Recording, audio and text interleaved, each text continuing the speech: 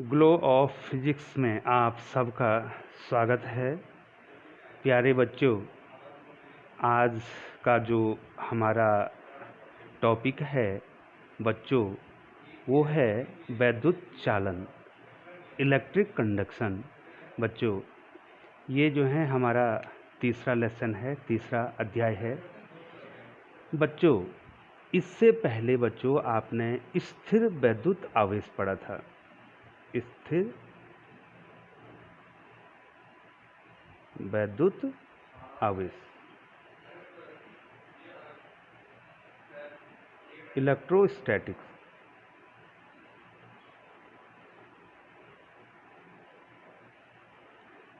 Electrostatics जो इससे पहले पढ़ा था बच्चों आपने, इसमें क्या होता है बच्चों, जो आवेश होता है, आवेश या जो चार्ज होता है, जो चार्ज होता है बच्चों, इसमें बच्चों चार्ज जो हैं वो रेस्ट की पोजीशन में होता है बच्चों। ठीक है बच्चों, ये होता है विराम में होता है, रेस्ट। ठीक है बच्चों, इसमें आपने जो है 3 चैप्टर आपने पढ़ दिए हैं बच्चों। पहला जो चैप्टर आपने पढ़ा जिसमें आपने कूलाम का नियम निकाला, वैद्युत क्षेत्र की तीव्रता निकाली, उसके बाद आपने गाउस थ्योरम पढ़ा और उसके बाद आपने जो है वैद्युत धारिता पढ़ी। उन सभी में जो है चार्ज को हमने रेस्ट पोजीशन में लिया था। लेकिन बच्चों अब जो है आप पढ़ रहे हैं करंट इलेक्ट्रिसिटी, करंट इलेक्ट्रिसिटी।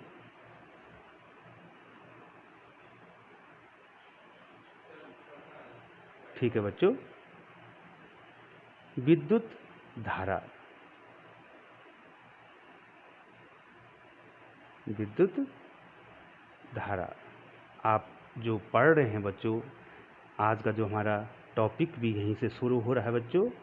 इसमें आवेश जो है रेस्ट में नहीं है, आवेश गतिमान है।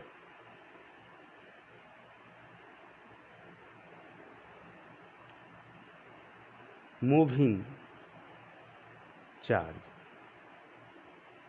तो बच्चों सबसे पहले जो है बच्चों आपको यही जानना है कि हम जो हैं आज के टॉपिक में पढ़ क्या रहे हैं। हमने वैद्युत चालन पढ़ना है कि इलेक्ट्रॉन किस प्रकार से क्या करेंगे, किसी भी पदार्थ में, किसी भी मैटर में किस प्रकार से चलेंगे। हमने उनका क्या पढ़ना है बच्चों, मूवमेंट पढ़ना है।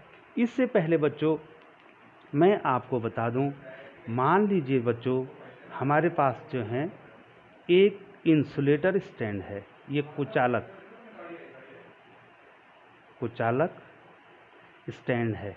ठीक है बच्चों, इस पे हमने जो है एक मेटल, ये मेटल जो है धातु की प्लेट, मेटल प्लेट हमने यहाँ पर रखी है। और एक दूसरे स्टैंड में बच्चों हमने एक धातु की, ये भी जो है क्या है, धातु की प्लेट है। ठीक है बच्चों, और दूसरे स्टैंड में हमने इसको रख दिया है। तो बच्चों आप ध्यान देंगे, इनमें हम अलग अलग पोटेंशियल इनको दे देते हैं, अलग अलग पोटेंशियल विभव हम इसको देते हैं। ठीक है, मान लीजिए बच्चों इसको हमने V1 विभव दे दिया। बच्चों आपने पहले चैप्टर में पढ़ लिया था। इसको दूसरी प्लेट को आपने V2 विभव दे दिया। यहाँ पर प्लेट 1 इसको मान देता हूँ और प्लेट 2 इसको मान देता हूँ। प्लेट 1 का विभव, प्लेट 1 का, ये देखिए बच्चों, प्लेट 1 का विभव प्लेट 2 से अधिक है। ठीक है बच्चों, प्लेट 1 का विभव प्लेट 2 से क्या है, अधिक है। अर्थात हमने इसको ज़्यादा चार्ज किया है, ठीक, ज़्यादा आवेश दिए, इसको कम आवेश दिए हैं। तो क्या होगा, चार्ज जितना देंगे उस अनुपात में उसका विभव भी बढ़ेगा। ठीक है बच्चों, कैसे बताया था, Q समानुपाती V, जितना आप आवेश देते हैं किसी को उसका विभव भी उसी अनुपात में आगे बढ़ता जाता है। तो जो पहली प्लेट है उसका विभव V1 है, दूसरी प्लेट है उसका विभव V2 है। V1 is greater than V2, इसको ऐसा भी लिख सकते हैं, प्लेट 1 का विभव जो है, ये देखिए बच्चों, प्लेट 1 का विभव प्लेट V2 से ज़्यादा है। तो क्या हो जाएगा बच्चों, विभवांतर बन जाएगा इनमें, विभवांतर।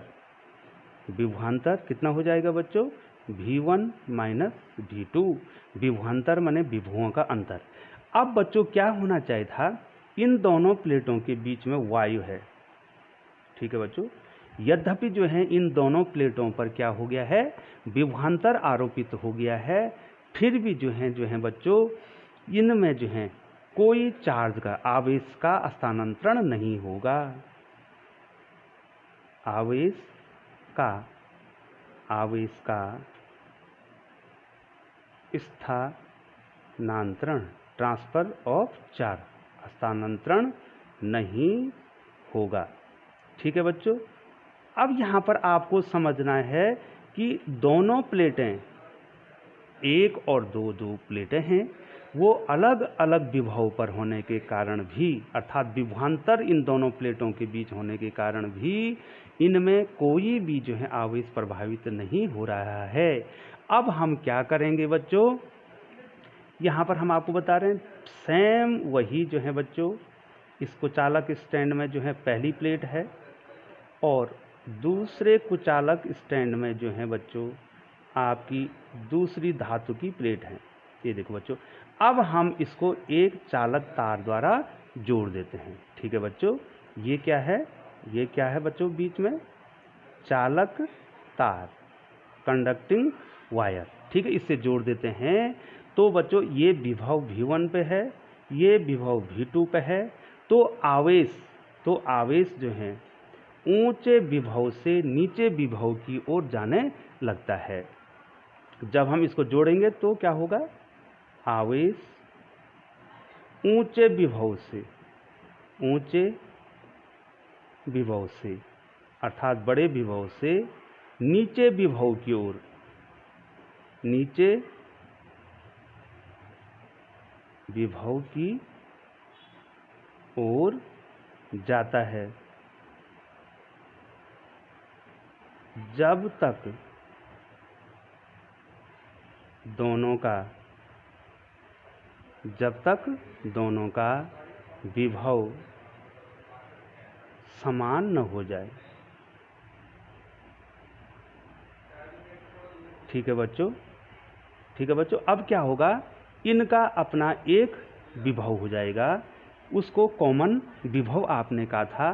ठीक है बच्चों, आप जो हैं यहाँ पर आपने चालक तार जोड़ दिया, पहले तो हवा थी, इसमें वायु था, निर्वात था, तो ये आवेश प्रभावित नहीं होते। जबकि जो है P1 और नंबर 1 प्लेट और नंबर 2 प्लेट क्या थे, इनमें विभवांतर था, तभी धारा नहीं, आवेश प्रभावित नहीं हुआ। अब यहाँ पर आपने क्या कर दिया, एक चालक तार से इसको जोड़ दिया और चालक तार से जोड़ने के बाद क्या हो गया, आवेशों का प्रभाव हो गया। कहाँ से बच्चों, ऊंचे विभव से, V1 ज़्यादा है और V2 कम है, तो ये आवेश ऊंचे विभव से नीचे विभव की ओर जाने लग जाएगा बच्चों।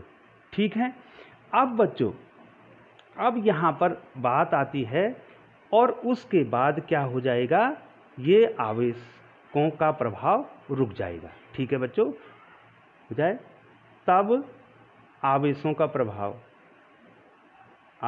प्रभाव नहीं बल्कि आवेशों का प्रवाह, फ्लो, आवेशों का प्रवाह, फ्लो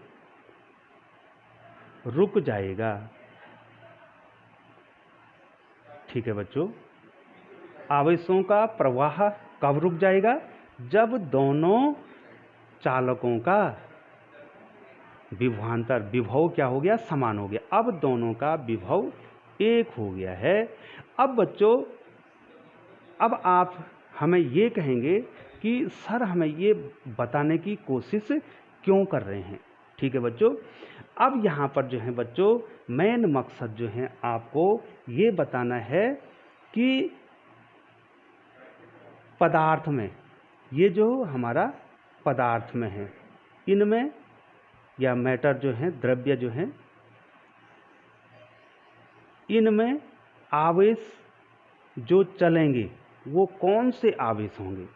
ठीक है बच्चों, मतलब धारा को, अब हम आपको विद्युत धारा वाला चैप्टर पढ़ा रहे हैं, तो सबसे पहले बच्चों जिसने धारा को उत्पन्न करना है, ठीक है बच्चों, उसके विषय में जानना हमको बहुत जरूरी है बच्चों। पदार्थ हो गया, ठीक है बच्चों, इनको बच्चों हमने 3 भागों में बांट दिया है।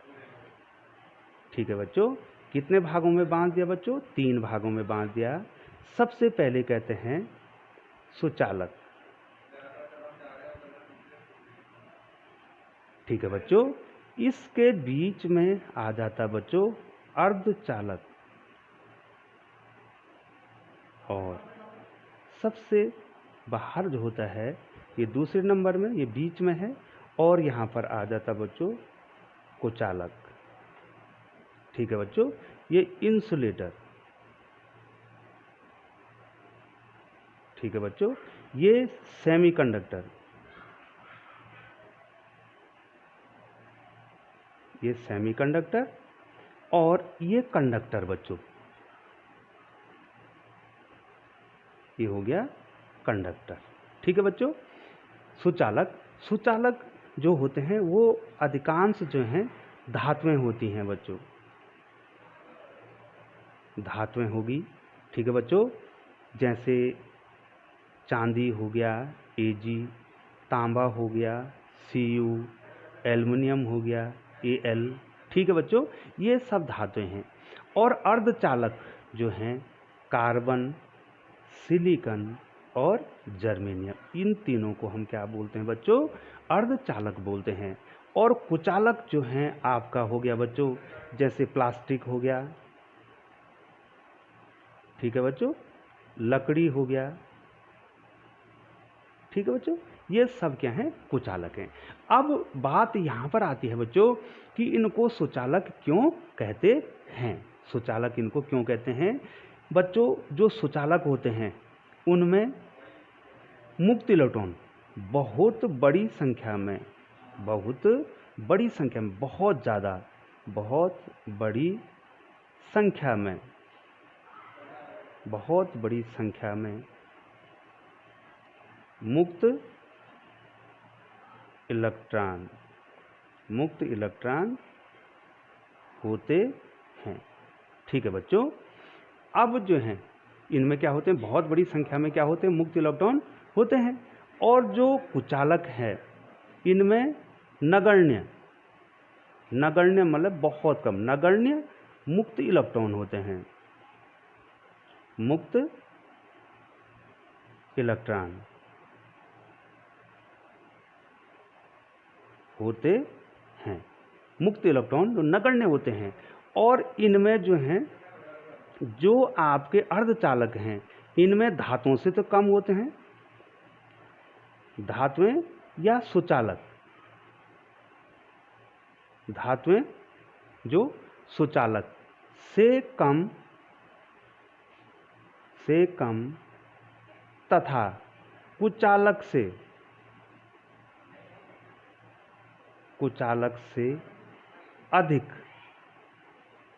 अधिक मुक्त इलेक्ट्रॉन होते हैं, मुक्त इलेक्ट्रॉन इसमें होते हैं। ठीक है बच्चों, अब बच्चों, अब हमारे पास जो है, हमने पदार्थ को 3 भागों में बांटा बच्चों। ठीक है बच्चों, और अब जो है हमने ठोस, द्रव और गैस में आपको बताना है कि ठोस, द्रव और गैस में किस प्रकार से। ठीक है बच्चों, ठोस, ठीक है बच्चों, अब हमने ठोस,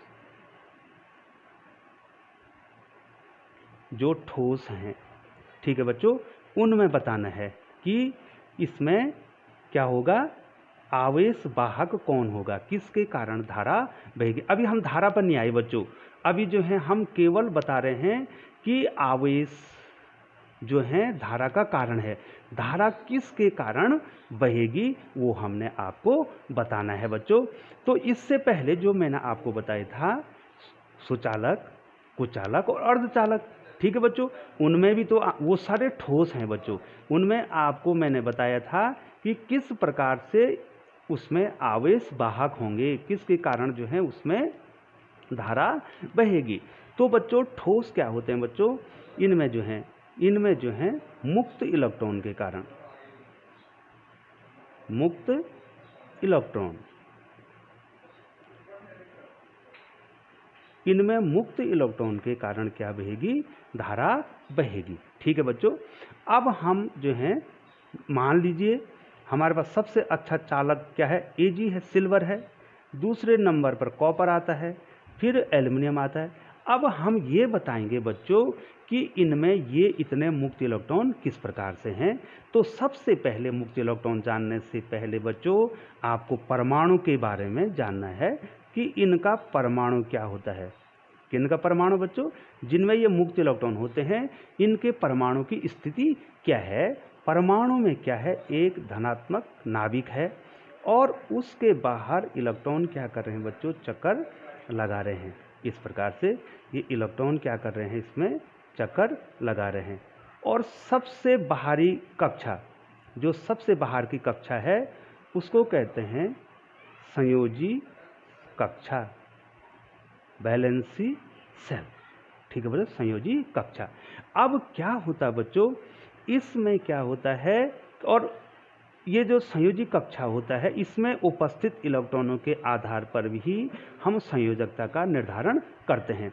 तो बच्चों ये क्या होते हैं, जैसे धातुएं होती हैं, इनके सबसे बाहरी कक्षा, अब बच्चों इनमें क्या लगेगा, ये नाभिक और इनके बीच आकर्षण बल लगेगा। ठीक है बच्चों। तो क्या होगा, जो सबसे बाहरी कक्षा का इलेक्ट्रॉन है इस पर बहुत कम आकर्षण बल लगता है और ये इलेक्ट्रॉन क्या हो जाता है, मुक्त हो जाता है। ये इलेक्ट्रॉन क्या हो जाता है बच्चों, मुक्त हो जाता है, ये धातु में निकल जाता है। ठीक है बच्चों। मान लीजिए हमारे पास कोई धातु है, इस प्रकार से मैं कोई धातु बना दूं, धातु कोई छड़ ले लूं इस प्रकार से, तो क्या होगा बच्चों, इसमें लाखों क्या होंगे, परमाणु होंगे और लाखों परमाणु में से ये इलेक्ट्रॉन क्या हो जाएंगे, धातु में मुक्त हो जाएंगे। ये देखो धातु में मुक्त हो जाएंगे, ये देखो। तो धातुओं में ये किसका काम करेंगे, अब आवेश वाहक का काम करेंगे। आवेश वाहक, चार्ज कैरियर का काम करेंगे बच्चों, ये इलेक्ट्रॉन जो मुक्त हो रहे हैं। अभी बच्चों जब ये इलेक्ट्रॉन मुक्त हो रहे हैं तो इस पर धन आवेश, यहाँ पर धन परमाणु भी बनता है। जो परमाणु इलेक्ट्रॉन को देता है उस परमाणु पर क्या आता है, धन आवेश आता है। वो अभी आपको नहीं बताया जा रहा है, आपको केवल ये बताया जा रहा है कि ठोसों में वैद्युत चालन कैसे होता है। तो ठोसों में वैद्युत चालन किसके द्वारा होता है बच्चों, मुक्त इलेक्ट्रॉन के द्वारा होता है। और मैंने आपको ये बता दिया कि धातुओं में जो सबसे बढ़िया सुचालक है उनमें क्या होता है, सबसे बाहरी कक्षा का जो इलेक्ट्रॉन है वो बहुत कम आकर्षण बल से बंधा रहता है और थोड़ी सी भी बाहर से ऊर्जा देंगे तो ये इलेक्ट्रॉन धातु में मुक्त हो जाता है। इस प्रकार हमारे पास जो है लाख अरबों खरबों जो है इलेक्ट्रॉन इसमें मिल जाते हैं। ठीक है बच्चों। अब जो है जो परमाणु इलेक्ट्रॉन को त्यागता है तो यहाँ पर धन परमाणु भी इसके अंदर होते हैं। ठीक है बच्चों। जितने इलेक्ट्रॉन त्यागा है उतने इसके अंदर क्या है, धन परमाणु भी हैं। ठीक है बच्चों। ये तो आप जानते हैं, जब कोई परमाणु इलेक्ट्रॉन को देता है तो उस पर कैसा आवेश आता है, धन आवेश आता है। जैसे बच्चों जैसे सोडियम है। ठीक है बच्चों। सोडियम का 11 परमाणु क्रमांक है, इसके पास 2, 8 और 1 इलेक्ट्रॉन है। अब ये अगर एक इलेक्ट्रॉन किसी दूसरे को दे देता है तो क्या हो जाएगा, ये जो है सोडियम धन आयन बना देगा। अब इसका विन्यास कितना हो जाएगा बच्चों, 2, 8 हो जाएगा।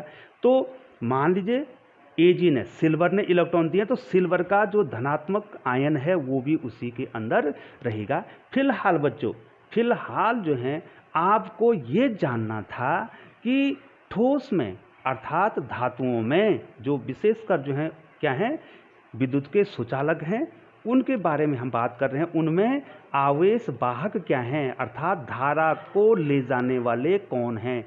हमारा मेन मकसद है आपको धारा पर ले जाना, इसलिए ये आपको पढ़ाया जा रहा है बच्चों। ठोस हो गया बच्चों। अब द्रव में किस प्रकार से होता है बच्चों, द्रव में दूसरे नंबर में द्रव आ गया बच्चों। तो द्रव में क्या होता है बच्चों कि यहां पर क्या होता है, हम क्या होता है, मान लीजिए हमने कोई सेल ले लिया, ये देखो बच्चों, ये सेल ले लिया, इसमें 2 इलेक्ट्रोड होते हैं। ये देखिए 2 इलेक्ट्रोड होते हैं, एक पॉजिटिव होता है और एक नेगेटिव होता है, ये देखिए। और इसमें हमने एक जो है वैद्युत अपघट्य भरा होता है।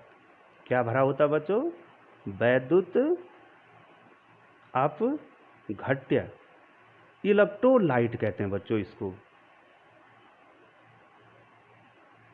इलेक्ट्रोलाइट इसमें भरा होता है। जैसे बच्चों हमने इसमें NaCl भर दिया या H2SO4 भर दिया या CuSO4 भर दिया, CuSO4 भर दिया, तो ये CuSO4 आयनाइज हो जाता है, Cu2 प्लस SO4 2-। अब इसमें क्या होता है, जो धन आयन है और जो ऋण आयन है, दोनों के द्वारा धारा बहती है, दोनों के द्वारा धारा बहती है। ठीक है बच्चों, तो ये समझ में आ गया। ठोसों में तो मुक्त इलेक्ट्रॉनों के कारण धारा बहेगी, और जो लिक्विड है, जो आपका द्रव है, उसमें दोनों के कारण, जो आयन कहते हैं बच्चों, इनको क्या कहते हैं, आयन कहते हैं। इन आयनों के कारण क्या होगी, धारा बहेगी। किसमें बच्चों, ये द्रव मैंने आपको बता दिया। अब तीसरा जो है आता है बच्चों आपके पास गैस। तीसरा आता है आपके पास गैस। ठीक है बच्चों, गैस में इसमें क्या होता है बच्चों, जब हम गैसों का क्या करते हैं, आयनीकरण करते हैं, गैसों का आयनीकरण, गैसों का क्या करते हैं बेटो, आयनीकरण करते हैं। बहुत ऊंचा विभवांतर जो है इनको दिया जाता है, निर्वातिक क्षण में इनको रखा जाता है, और बहुत ज़्यादा जो है वोल्टेज दिया जाता है, तो ये आयनाइज हो जाते हैं। आयनाइज होने का मतलब जो है, ये क्या कर देते हैं, अपनी बाहरी कक्षा का इलेक्ट्रॉन दे देते हैं, निकाल देते हैं, और ये आयन बना देते हैं। आयनीकरण में भी ये क्या बनाते हैं बच्चों, आयन बनाते हैं।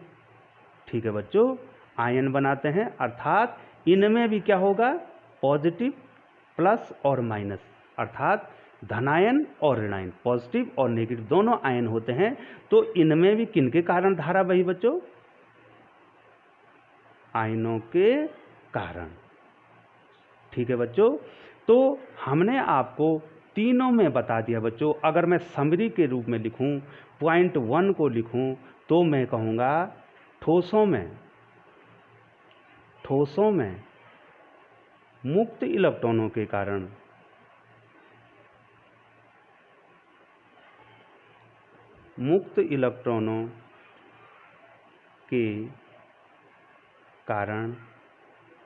धारा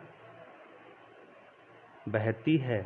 पहला पॉइंट जो मैंने डिस्कस करना था बच्चों, धातुओं में अर्थात ठोसों में सबसे अच्छी सुचालक जो है धातु है, तो बार बार मैं धातु का नाम ले रहा हूँ। ठीक है बच्चों, और दूसरा बच्चों ठोस में तो आपके सुचालक, कुचालक और अर्धचालक आ गए, तो मैं बार बार ठोसों में धातु का नाम क्यों ले रहा हूँ, क्योंकि सबसे अच्छे चालक है इसलिए उसका नाम ले रहा हूँ। उनमें किसके कारण धारा बहेगी बच्चों, मुक्त इलेक्ट्रॉनों के कारण धारा बहेगी। लेकिन जो क्या है, द्रव तथा गैसों में आयनों के कारण, तो आयन क्या होंगे बच्चों, प्लस भी होगा और माइनस भी होगा, इसको कहेंगे आयन। आयनों के कारण धारा बहती है। ठीक है बच्चों, अब जो हैं प्यारे बच्चों, अब जो हैं आपको इतना तो आने लग गया होगा बच्चों कि मैंने आपको इतना क्यों बताया। अब हम आते हैं बच्चों धारा पे। धारा, वैद्युत धारा, वैद्युत धारा पे आते हैं। तो बच्चों वैद्युत धारा किसके कारण बह रही है? आवेशों के प्रवाह के कारण। आवेशों के प्रवाह को धारा कहते हैं। ठीक है बच्चों, अर्थात आवेश चलेंगे तो उसके कारण क्या उत्पन्न होगी बच्चों? धारा उत्पन्न होगी। आवेशों के प्रवाह के कारण क्या बह रही है बच्चों? धारा बह रही है। आवेश अगर प्रवाह हो रहे हैं तो क्या हो रही है? धारा बह रही है। ठीक है बच्चों, अब किसके कारण धारा बहेगी वो मैंने आपको बता दिया बच्चों। तो फ्लो ऑफ चार्ज, ये क्या हो जाएगा? Flow of charges, flow of charges ही क्या उत्पन्न करेगी बच्चों? करंट उत्पन्न करेगी। ठीक है बच्चों, तो वैद्युत धारा क्या होगी? आवेशों के प्रवाह को क्या कहते हैं? वैद्युत धारा कहते हैं। मैं यहाँ पर धारा या वैद्युत धारा लिख दूँ, आपको जहाँ पर मैं धारा लिखूंगा बच्चों, यहाँ पर तो मैंने वैद्युत लिखा, वहाँ पर आपको समझना पड़ेगा कि वो धारा क्या है? वैद्युत धारा है। इतना तो बच्चों आपको आ गया है कि धारा किसके कारण बह रही है। धारा का मेन कारण है आवेशों का प्रवाह, आवेशों का चलना।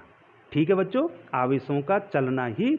और आवेश देखो बच्चों, अब मैंने बताया था बच्चों आवेश की कुल मात्रा, आवेश की कुल मात्रा कितनी होती है, ये पहले चैप्टर में बताया था बच्चों। बच्चों आपको ध्यान देना है, आवेश कितने जाएंगे परिपथ में वो बताया था बच्चों मैंने, Q = NE। ठीक है बच्चों, किसी भी परिपथ में अब आपको बताना कि कितना आवेश होगा, तो वो इस बात पर निर्भर करेगा बच्चों कि उसमें कितने इलेक्ट्रॉन, कितना धन या कितना ऋण आवेश जा रहा है, कितनी मात्रा है इसकी। तो N जो है, N का मान 1, 2, 3 अप टू इन्फिनिटी भी हो सकता है, बहुत ज़्यादा भी हो सकता है। और जो E है, ये यहाँ पर प्लस माइनस लिखना बहुत जरूरी होगा बच्चों, क्योंकि धन E इलेक्ट्रॉन का आवेश होगा या प्रोटॉन का आवेश होगा। ठीक है बच्चों, ये इलेक्ट्रॉन का आवेश हो जाएगा। तो कितना हो जाएगा? 1.6 × 10⁻⁹ कूलाम। ठीक है बच्चों, ये प्लस भी हो सकता है, अगर इलेक्ट्रॉन लेंगे तो प्लस हो जाएगा, अगर प्रोटॉन लेंगे तो क्या हो जाएगा बच्चों?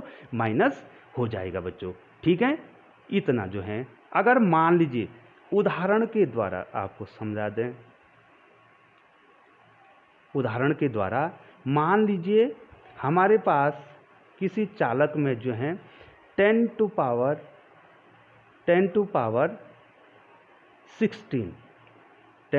16 इलेक्ट्रॉन फ्लो हो रहे हैं।